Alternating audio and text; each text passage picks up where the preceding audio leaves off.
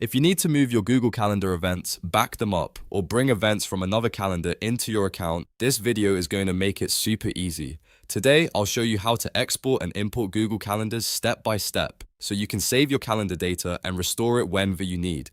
This is especially helpful if you're switching devices, organizing multiple calendars, or just making a backup before making big changes.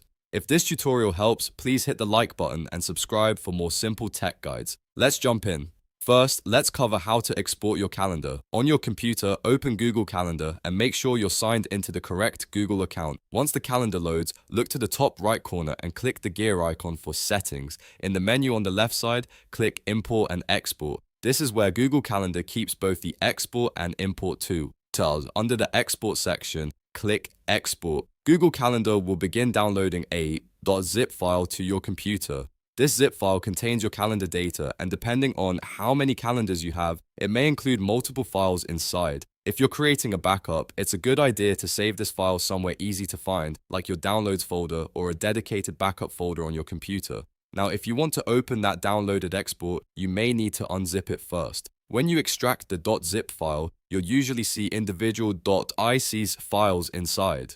Those are the calendar files you can later import into Google Calendar or another calendar service that supports them.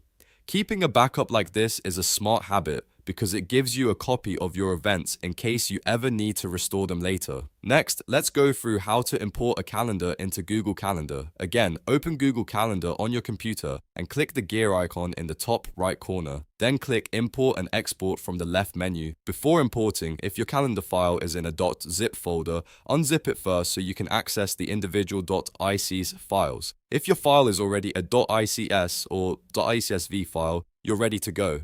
Now click Select File from your computer. Browse to the file you want to import, then choose it. After that, use the drop-down menu to select the destination calendar where you want the events to appear. This step matters because it decides which calendar will receive the imported events. If you have multiple calendars, double-check that you're adding the events to the right one. Once the file and the destination calendar are selected, click Import. Google Calendar will add the events into your chosen calendar. Depending on the size of the file, this may take a moment. When it finishes, you should see the imported events appear in your calendar view. A quick tip here.